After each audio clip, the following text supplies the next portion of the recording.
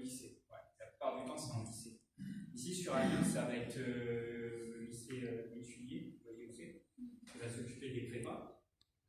Et donc, vous rentrez là-bas, vous avez encore ce confort des profs sont derrière vous, vous avez pas mal d'horaires, etc. Mais en fait, ça va être similaire un peu à ce que vous avez eu au bac avec des gens qui vont vous accompagner, des profs, vous avez des écoles, etc. Je ne vais pas aller dans la profondeur du truc, mais vous en avez aussi, Marc, d'école, etc. Donc, vous allez vraiment être accompagné de A à Z, mais on va dire pour atteindre votre objectif qui va être de viser une école, okay, que ce soit de commerce, une école d'ingénieur, une école de médecine, comme tu as pu connaître, etc. Donc voilà, on prépare, en gros c'est ça, c'est 2 ans de préparation à un concours dans le but de formuler un vœu dans une grande école. Donc, une grande école, c'est vraiment une école, on va dire, de prestige, entre guillemets. Alors... Et ce que tu dis est important, c'est que c'est très très cadré. Bon, il y a beaucoup d'heures de cours. C'est souvent des classes qui sont un peu importantes. Mais il y a un accompagnement par les profs et un accompagnement avec ce qu'on appelle l'école, c'est-à-dire qu'après les cours, on a des exercices, c'est comme des TD ou des moments qu'on passe avec un prof. Le prof donne un exercice et alors ça c'est pour les prépas scientifiques, mais les prépas médecine c'est la même chose. Commerce, je sais que c'est pareil. Commerce c'est peut-être la même chose aussi. Où c'est le prof qui passe un peu de temps avec chaque élève pour essayer de l'aider à résoudre ses problèmes. Et ce que je peux dire aussi de l'expérience que j'ai eue en classe prépa, c'est que souvent les prépas, il y a des prépas qui proposent également des internats, où les élèves sont en internat, et ça veut dire qu'ils ont la possibilité de travailler ensemble. Et ça c'est important d'avoir la possibilité, après les cours, de travailler avec entre élèves pour s'aider. Parce que c'est dur la prépa, il y a beaucoup de... c'est des horaires qui sont compliqués, il y a beaucoup de notions à assimiler, à apprendre. Et pouvoir s'aider entre élèves, c'est quelque chose qui est très important. D'accord ? Donc, si vous faites une prépa, si vous en avez la possibilité, sachez que prépa en étant interne, c'est un plus. C'est pas obligatoire, mais c'est un plus. Ça aide par rapport aux prépas qui sont externes. Ouais, la plupart du temps, ceux qui sont en prépa, ils restent en internat, etc., dans le but de pouvoir travailler un petit peu plus, être directement là-bas, rentrer le week-end, mais passer plus de temps voilà, sur le travail, etc., parce que c'est vrai que ça demande une charge de travail qui est grande, mais pourquoi on vous demande une charge de travail si grande, c'est parce que vous vraiment vous soyez prêt, presque à 100% pour le concours, vous les passer. Si vous avez un objectif précis et que vous travaillez, je ne sais pas à combien il est le taux de réussite. Marc, toi tu sais un petit peu, par exemple, ce que tu as fait, il doit être à 90% ou au moins.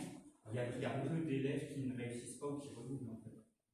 Ça paraît dur, mais en plus, il faut savoir qu'avec les prépas maintenant, on cumule des crédits ECTS. Vous savez ce que c'est les crédits ECTS? On y reviendra peut-être un petit peu après. Mais même si le concours se passe mal, il y a un tas de choses que vous pouvez faire derrière. Ça rattrape un tas de cursus comme la licence, etc. Mais on aura l'occasion d'en reparler juste après. Donc, j'ai juste découpé en 3 parties les différentes prépas. J'en ai peut-être oublié quelques-unes.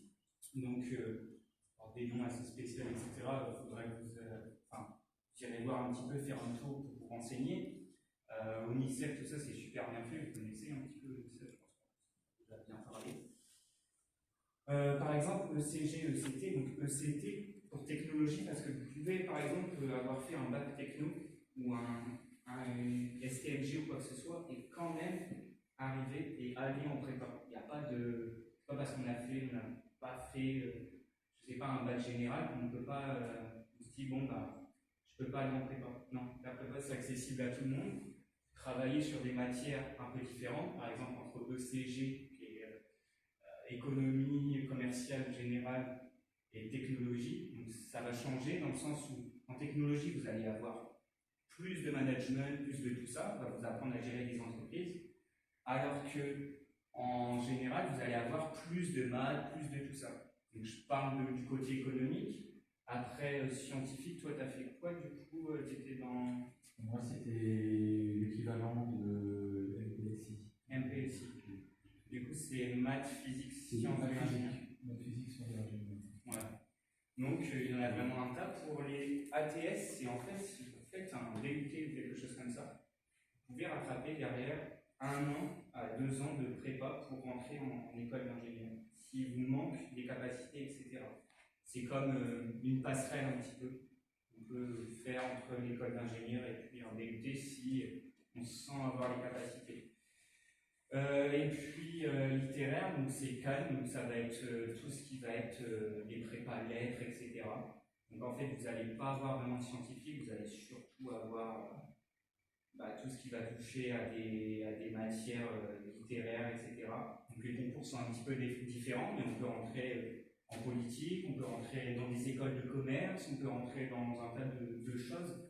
Et c'est ça qui est important, c'est de voir l'arrivée d'une prépa, c'est vraiment le but de rentrer dans une école qui va être prestigieuse et dans laquelle vous allez pouvoir avoir un travail facilement. Et en plus, c'est vrai qu'on y va, mais on a aussi besoin d'argent. Et c'est vrai que quand on rentre en école, on a quand même une grande chance de trouver un métier qui vous passionne et en plus d'être bien payé. C'est là le cumul. En plus, quand vous avez fait ça, une prépa, je peux vous dire que l'école derrière, vous avez adopté une rigueur du travail, une discipline, etc. Ça va vous sembler beaucoup mieux, beaucoup plus facile. Okay. Vous avez des questions, des petites choses, je ne sais pas. Non. Donc, le fameux Parcoursup, ça c'est comment accéder au CPGE. C'est pareil que les autres, que ce soit licence, BTS, BUT. On formule des vœux. Et puis, en fonction du dossier, on va être accepté. Donc, je pense à toi, si c'est un vœu que tu as envie de formuler, rien ne t'empêche de te le mettre sur ton Parcoursup et tu pourrais te dire, y réfléchir à 2 fois si tu es accepté en me disant, voilà, est-ce que peut-être je me verrai en prépa, en plus tu me disais que tu as besoin d'un cadre de travail, est-ce que...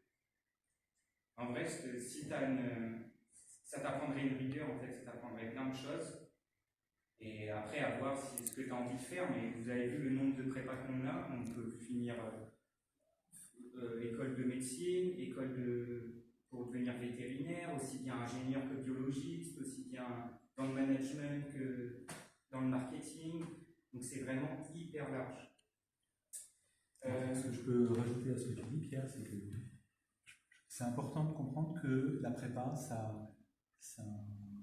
c'est quelque chose qui est bien fait pour des élèves qui ont besoin d'être cadrés.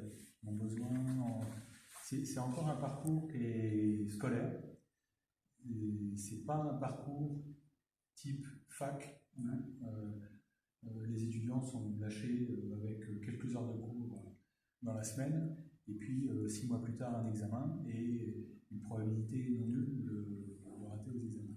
Là, on est sur un rythme qui est encore assez scolaire et du coup qui est cadré et qui empêche, qui permet de détecter si on décroche, de détecter très vite et de mettre en place des plans d'action, du travail complémentaire, etc. pour raccrocher les wagons.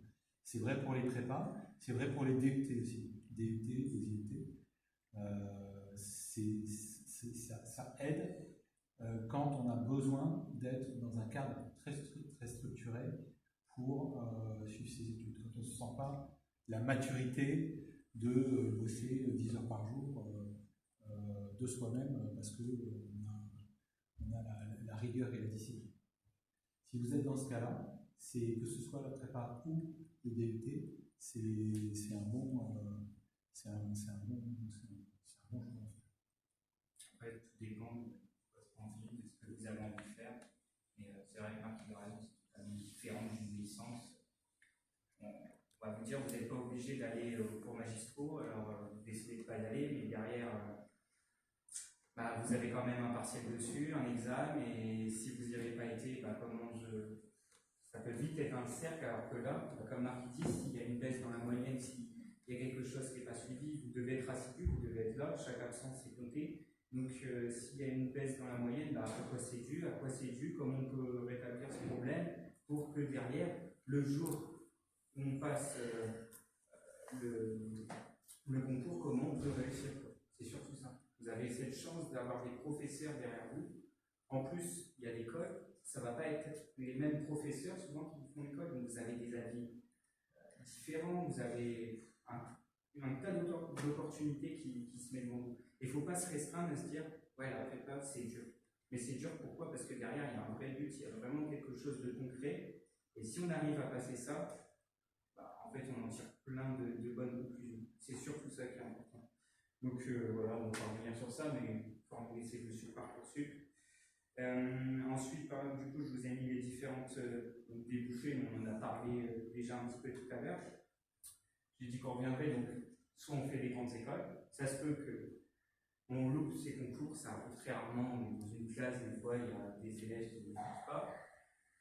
Soit on redouble, on peut redoubler pour retenter l'année d'après les concours, etc., pour consolider ses acquis.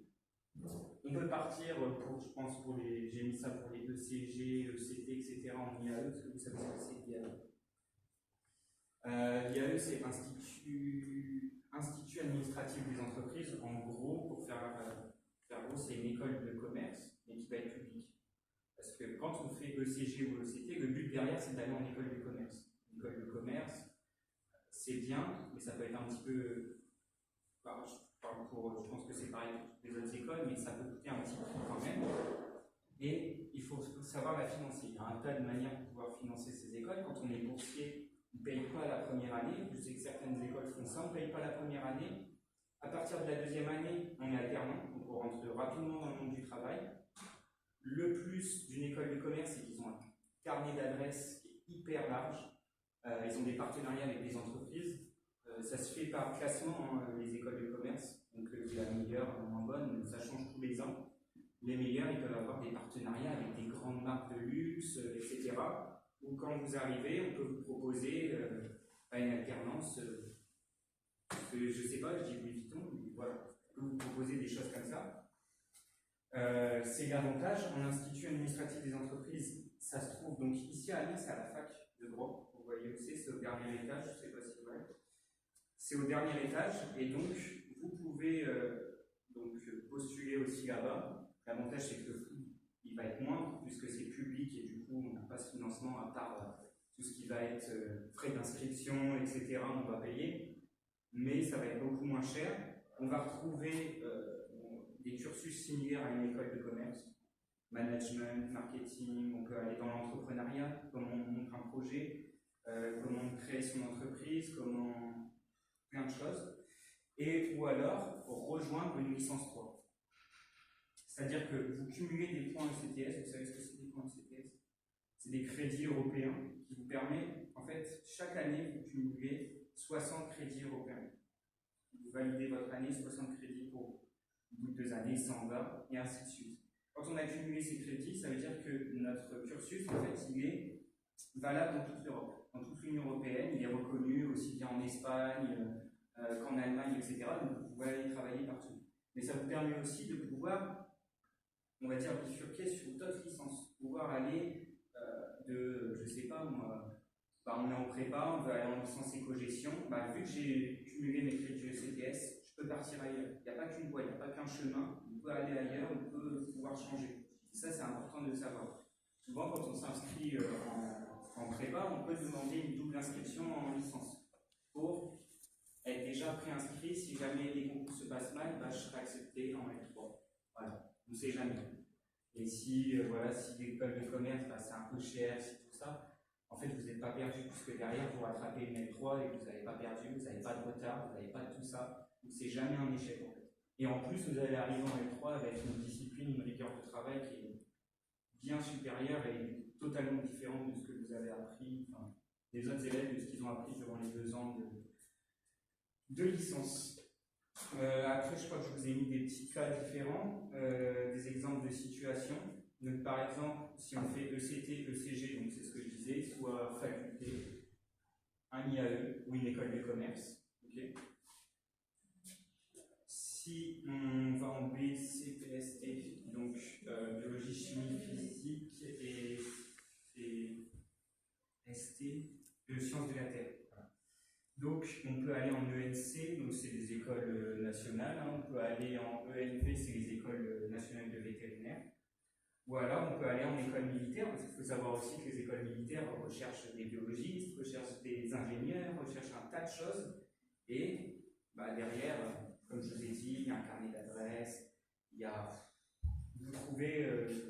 en fait, on vient vous chercher. Une fois que vous avez votre diplôme dans votre école de commerce, d'ingénieur ou quoi que ce soit, souvent c'est même les entreprises qui viennent vous débaucher, c'est-à-dire qu'elles recherchent des gens qui ont des diplômes dans des écoles de commerce, des écoles d'ingénieur, des écoles de... Et c'est ça qui est important, c'est que vous n'avez pas ce besoin limite d'aller rechercher. Ils savent vos capacités, vous les avez apprises dans des grandes écoles, et derrière, on vous attend sur le marché du travail. Et je crois que c'est tout. Voilà. Ok. Oui, je pense qu'on a fait le tour. Je ne sais pas si Marc a d'autres choses à rajouter. Ce que je peux dire, c'est que il y a, donc, comme Pierre l'a expliqué, il y a des classes préparatoires dans les lycées qui préparent au concours. Donc ça, c'est une voie. Il y a une deuxième voie, c'est des écoles qui ont ce qu'on appelle des prépas intégrés. Donc on choisit de rentrer déjà dans une école après le bac, soit sur concours, soit sur dossier. Et donc on choisit l'école et les 2 premières années sont consacrées à une phase préparatoire qui est plutôt théorique. Et puis ensuite, les 3 dernières années sont plus pratiques. Quel est l'intérêt de ce qu'on appelle des prépas intégrés? C'est que c'est un petit peu moins compétitif que les classes préparatoires générales, où à la fin, il y a un concours, mais le concours, on peut l'avoir ou on peut ne pas l'avoir. Donc c'est une autre possibilité, c'est des écoles avec classes préparatoires intégrées. Alors soit c'est des écoles publiques, qui sont gratuites, soit c'est des écoles privées qui sont payantes. Bon. Donc là, il faut se renseigner, savoir effectivement ensuite s'il y a des bourses, etc. Et pour arriver au fameux niveau dont parlait Pierre à la fin, c'est-à-dire le niveau Bac plus 5, il y a un autre cursus qui est possible, c'est l'IUT, le DUT, on parlait tout à l'heure, où là, on ne passe pas par 2 années de classe prépa, on fait un DUT qui donne un bac plus 2 ou plus 3. Ouais, je crois qu'avec le DUT, ça a changé, c'est plus 3. Plus 3. Et donc là, il y a un choix.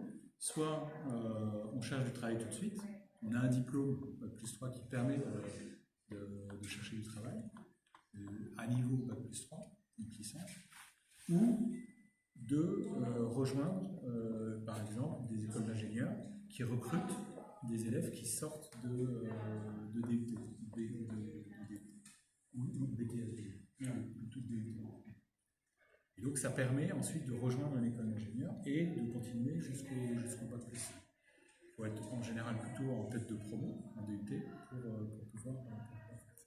Mais c'est aussi une possibilité pour intégrer des écoles. Voilà. Mais en tout cas, essayez de voir quand même, c'est hyper important. Okay. Ne vous fermez pas les yeux sur ce que c'est une prépa. S'il y a des gens qui disent que ça peut être compliqué, chacun vit la prépa à sa manière, en fonction du travail qu'on se donne, en fonction de la pression qu'on se met, en fonction de plein de choses. Mais si au fond de vous, vous avez envie d'aller, je sais pas, en commerce et d'aller dans une voie bien spéciale avec des grandes opportunités, que ça soit en plein d'autres choses, hein, allez-y, foncez, parce que je pense que ça peut que être bénéfique pour vous. Et comme je vous l'ai dit, même si jamais au cours d'année ça commence à être compliqué et que le concours, ça vous semble dur, derrière vous cumulez des faits du ECTS et vous arrivez en licence et rien n'est perdu, quoi. Ok? Parce que je sais que ça va vite arriver, donc essayez de vous poser des questions sur tout ça, les prépas, ce que c'est un BTS, un BUT.